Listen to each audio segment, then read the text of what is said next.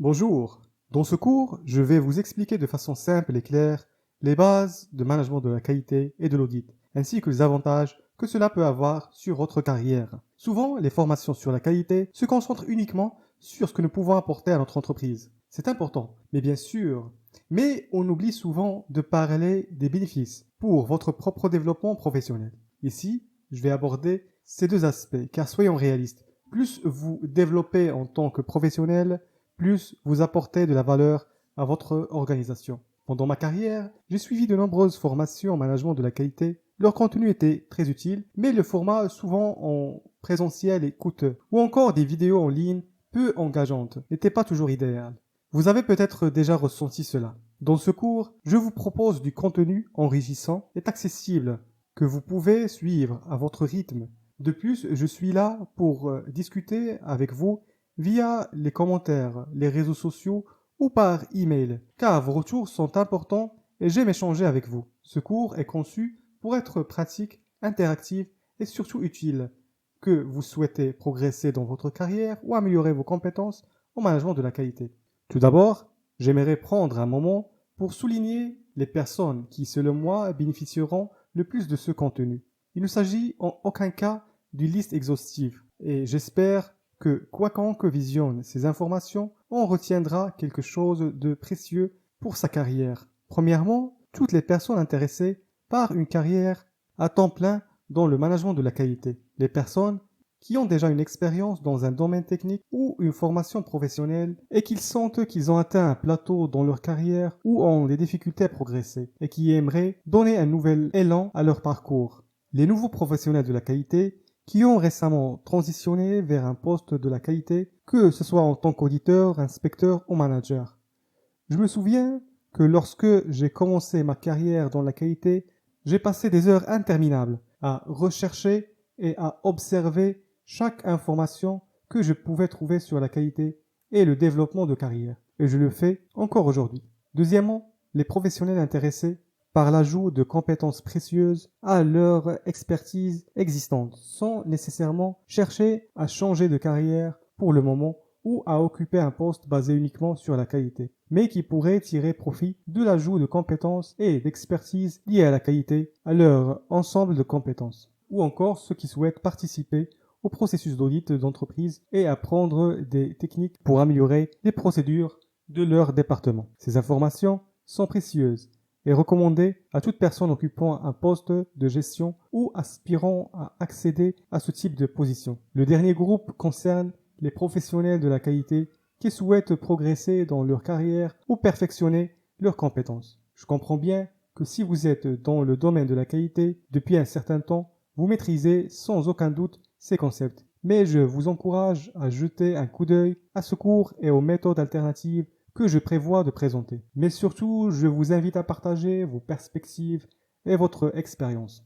De plus, en tant que professionnel, nous ne devons jamais cesser d'apprendre et de développer nos compétences. Les processus évoluent et les nouveaux outils et techniques sont constamment développés. Il est important de rester en phase avec ces changements et développements pour rester efficace. Par exemple, j'ai suivi de nombreux cours d'audit au cours de ma carrière. Et bien que beaucoup de contenu soit souvent répété, je n'ai jamais terminé un cours sans apprendre quelque chose de nouveau ou acquérir une nouvelle perspective. Maintenant que nous avons identifié les groupes de personnes qui bénéficieront le plus de ce contenu, faisons un rapide aperçu des principaux sujets que nous allons couvrir dans cette vidéo. J'ai divisé les informations en deux catégories.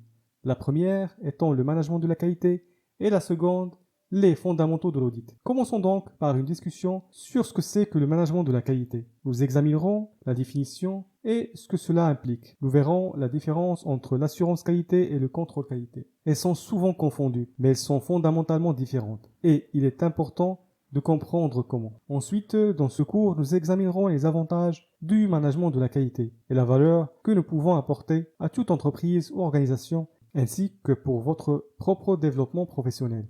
C'est un point rarement discuté dans d'autres formations similaires.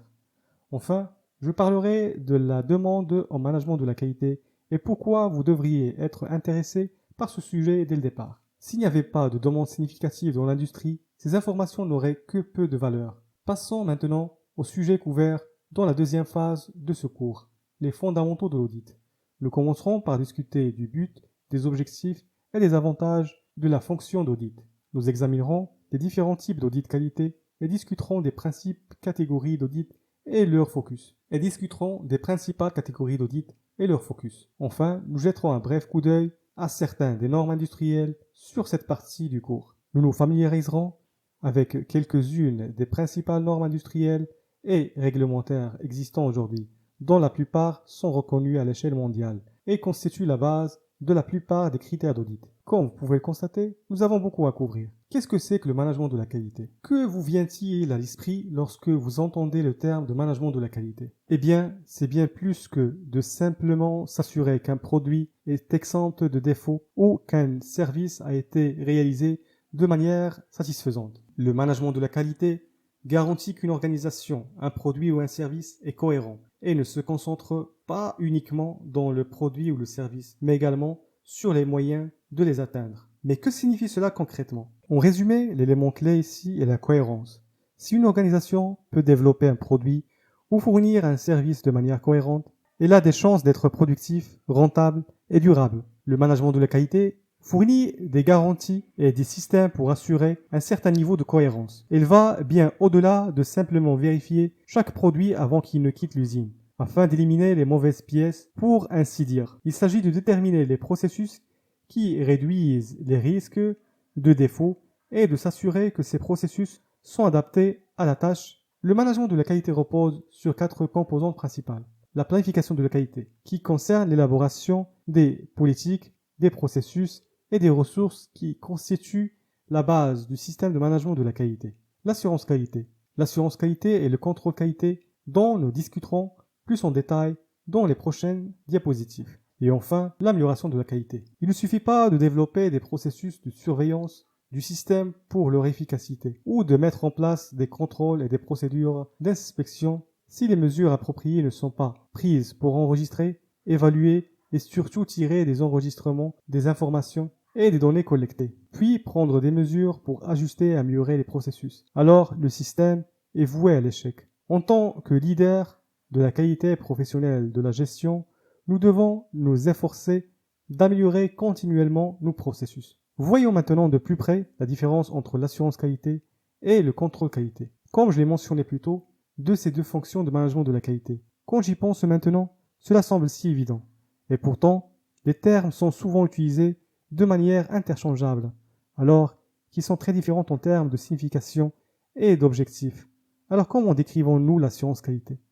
Eh bien, selon la Société américaine pour la qualité, l'assurance qualité correspond aux activités planifiées et systématiques mises en œuvre dans un système de management de la qualité afin de s'assurer que les exigences de la qualité d'un produit ou d'un service seront satisfaites.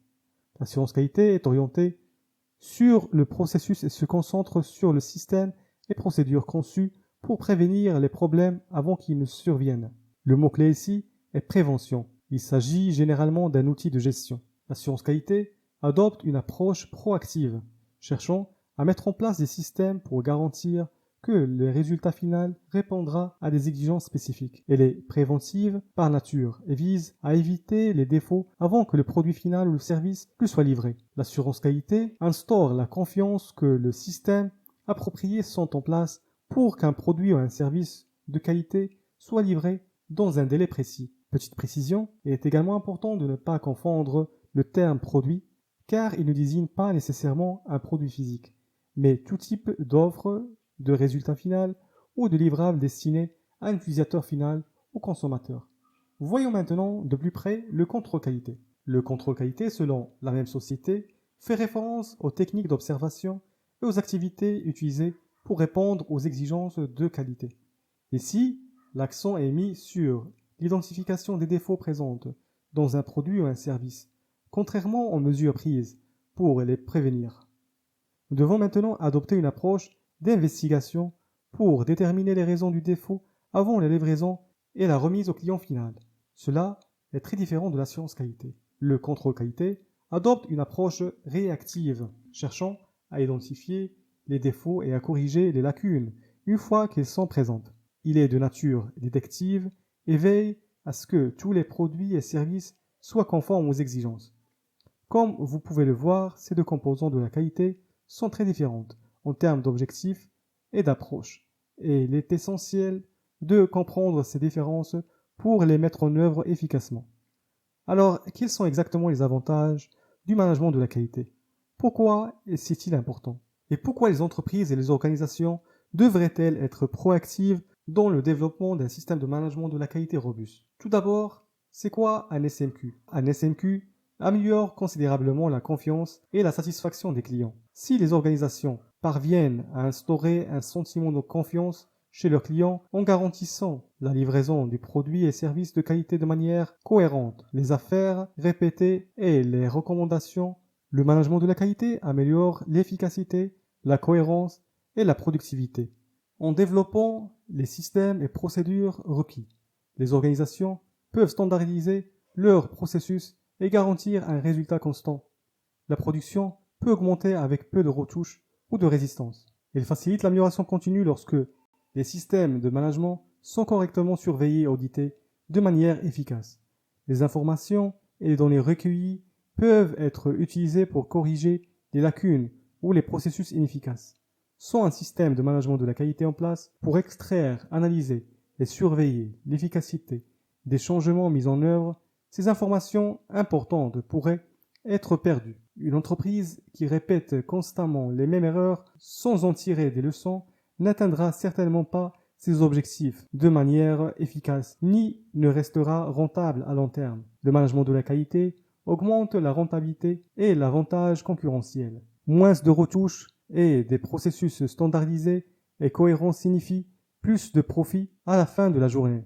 Cela permet également de réduire les coûts et d'offrir un produit de qualité à prix compétitif. Ajoutez à cela une réputation de produire un produit ou un service de qualité de manière régulière. Et je pense que cela a tout simplement un sens qu'un point de vue commercial.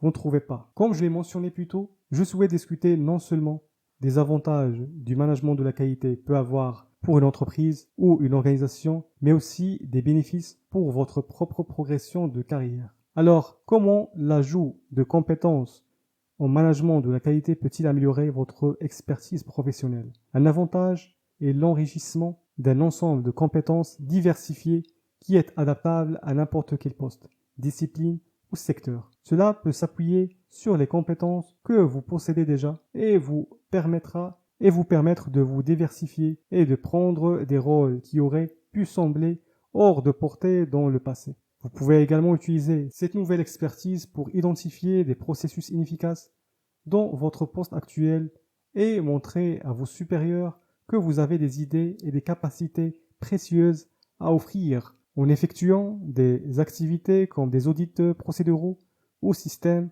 vous obtiendrez des informations précieuses sur le fonctionnement des entreprises et serez témoin des processus de gestion de première main.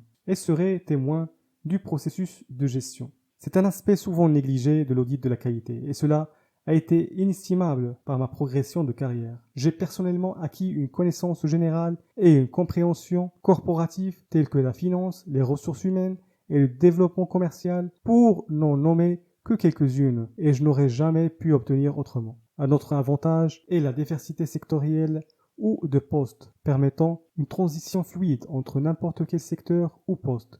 Le management de la qualité est, sans aucun doute, un ensemble de compétences adaptables. Avoir une diversité professionnelle est un avantage professionnel très précieux, surtout dans une économie mondiale en constante évolution. Croyez-moi, je le sais avec certitude, car j'ai profité de cet avantage à plusieurs reprises au cours de ma carrière, et cela me donne un sentiment de confiance et de liberté professionnelle qui, si ma situation actuelle devait prendre un tournant négatif inattendu, me permettrait de m'appuyer sur un parcours et un ensemble de compétences diversifiées. Oui, il y a eu une courbe d'apprentissage associée et toutes les nouvelles situations inconnues. Et cela peut sembler un peu intimidant d'apprendre un nouveau jargon industriel ou de travailler aux côtés de personnes qui ont des années d'expérience pertinentes dans le secteur. Cependant, une chose que j'ai appris, c'est qu'il y a toujours des personnes prêtes à vous aider Et ce n'est vraiment pas un gros problème de s'arrêter et de demander à quelqu'un d'expliquer la terminologie ou l'acronyme qu'il utilise si vous ne le savez pas. Je me souviens d'une réunion à laquelle j'ai assisté où l'ingénieur du projet expliquait un problème technique à un cadre supérieur. À un moment donné, un acronyme à 3 lettres a été utilisé et le cadre a levé la main pour interrompre la conversation en plein milieu de la phrase et a poliment demandé « Excusez-moi, je ne suis pas familiarisé avec ce terme. Pourriez-vous, s'il vous plaît, me dire que cela signifie ?» Cela semble être une chose de bon sens à faire. J'étais choqué. Je me disais « Waouh, on peut vraiment faire ça ?» Je ne sais pas combien de réunions j'ai traversées en me demandant à quoi les gens faisaient référence alors que tout ce que j'avais à faire était de poser une simple question. Mais la réalité, c'est que nous ne voulons jamais montrer que nous ne comprenons pas quelque chose parce que nous avons peur de paraître incapables ou mal informés. Mais il peut être surprenant d'apprendre combien de personnes dans cette salle de réunion pensent « Dieu merci, quelqu'un a posé cette question ». Maintenant que nous avons discuté de certains des avantages du management de la qualité, abordons la question de la demande. Les entreprises adoptent-elles réellement un système de management de la qualité? Y a-t-il besoin de plus de professionnels qualifiés pour mettre en œuvre et gérer ces systèmes? La vérité est que chaque entreprise évalue ses propres besoins et la valeur qu'il accorde à la qualité. Cela dépendra de plusieurs facteurs, notamment du style de gestion, de la taille de l'entreprise et du secteur d'activité et des exigences régulières. Cependant, il est indéniable que toutes les organisations ont besoin d'une certaine forme de management de la qualité. Si elles souhaitent être rentables et durables, les clients exigent de la qualité, peu importe l'industrie ou le type de produit ou service proposé. Par exemple, si je vais dans un restaurant et que la qualité de la nourriture ou du service est médiocre, il est certain que je n'y rentrerai pas, encore moins que je le recommande à un ami. De même, si l'entreprise est engagée pour concevoir et construire une installation de plusieurs millions de dollars et que la qualité du travail est négligée, cette entreprise ne conservera pas le contrat, ni ne recevra de commandes répétées de la part du client. Dans les cas du contrat à grande échelle, il y a peu d'occasions de redresser la situation une fois que la réputation est entachée. J'ai souvent été témoin de clients qui mettent fin à un contrat en cours en raison de problèmes de qualité. C'est incroyable de penser aux coûts engendrés par une telle décision, tant pour le client que pour l'entrepreneur. Mais il est souvent estimé que continuer à travailler avec de la qualité inférieure serait encore beaucoup plus coûteux. Finalement, il est beaucoup plus coûteux de devoir refaire un travail que de prendre le temps de bien le faire dès le départ. Personnellement, j'ai participé à de nombreuses situations d'appel d'offres et l'un des principaux critères de sélection des clients est la mise en place d'un système de management de la qualité et de la sécurité robuste. Sans cela, les clients hésitent à prendre le risque car ils ne peuvent pas garantir que le travail sera de qualité. Pour donner une idée de l'ampleur de la demande, sachez qu'il y a actuellement plus qu'1 million d'entreprises enregistrées ISO 9001 dans plus de 170 pays. Et cela ne concerne pas que les normes ISO, qui ne sont pas obligatoires. Cependant, beaucoup d'entreprises ont adopté cette philosophie de gestion de processus. De plus, de nombreuses entreprises suivent cette norme sans être formellement enregistrées ou certifiées, ce qui est très courant. Enfin, n'oublions pas qu'il existe d'autres normes industrielles et organisationnelles, de règlements gouvernementaux. Par exemple, dans le secteur de transport, il ne fait donc aucun doute que la demande pour le management de la qualité est bien présente. L'audit de qualité est un élément clé du management de la qualité. Même si vous n'avez jamais fait d'audit, il est utile de comprendre son importance, surtout si votre entreprise doit en passer un. Cela vous aidera à réduire le stress lié à ce processus. Mais pourquoi faire un audit de qualité? Même si votre entreprise a déjà mis en place un système de management de la qualité, l'audit est nécessaire pour vérifier que ce système fonctionne bien. L'objectif de l'audit est de s'assurer que les procédures sont suivies correctement et que les employés appliquent les procédures et que les problèmes éventuels sont identifiés et corrigés. Cela permet de garantir une amélioration continue. Et voici quelques objectifs principaux d'un audit de qualité. Conformité aux règles. Vérifier si l'entreprise respecte les lois et règlements applicables à son secteur. Respect des contrats. Confirmer que les exigences convenues avec les clients sont respectées. Certification à une norme.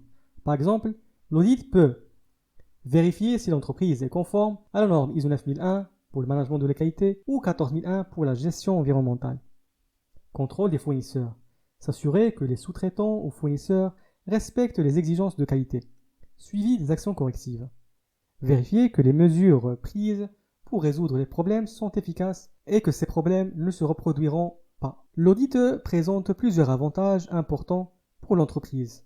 Premièrement, la détection des problèmes. L'audit permet de repérer les problèmes avant que le produit ou service ne soit livré au client. Cela permet d'économiser de l'argent et du temps, tout en protégeant la réputation de l'entreprise. Deuxièmement, amélioration de la confiance. En effectuant des audits réguliers, l'entreprise renforce sa réputation de fournir des produits ou services de qualité. Cela attire plus de clients et augmente les ventes. Troisièmement, décision éclairée. Les résultats d'un audit sont basés sur des faits. Cela permet aux dirigeants de prendre des décisions basées sur des informations précises et non sur des suppositions. Il existe trois principaux types d'audit. L'audit système est une évaluation complète du système de management de la qualité de l'entreprise. Il vérifie tous les aspects du SMQ. Audit du processus. Cet audit est moins large. Il vérifie si un processus spécifique fonctionne bien et qu'il produit les résultats attendus. L'audit produit est un audit qui s'intéresse directement à la qualité du produit ou du service fourni. Il permet de vérifier si ce dernier répond aux exigences des clients. Il existe trois types d'audits, interne, externe et tierce. L'audit interne, qui est appelé aussi première partie, réalisé par l'entreprise elle-même pour évaluer ses propres processus et améliorer ses performances. L'audit externe, réalisé par un client pour évaluer la qualité des produits de son fournisseur ou sous-traitant. L'audit tierce, réalisé par un organisme indépendant pour évaluer si l'entreprise respecte certaines normes comme ISO 9001. C'est souvent le type d'audit réalisé pour les certifications. L'audit qualité est essentiel pour s'assurer que tout fonctionne comme prévu. Il permet de trouver et corriger les problèmes, d'améliorer la réputation de l'entreprise et de garantir la conformité aux normes et règlements. Il est donc important de connaître les règles et normes de votre secteur pour être toujours en conformité et continuer à améliorer vos pratiques.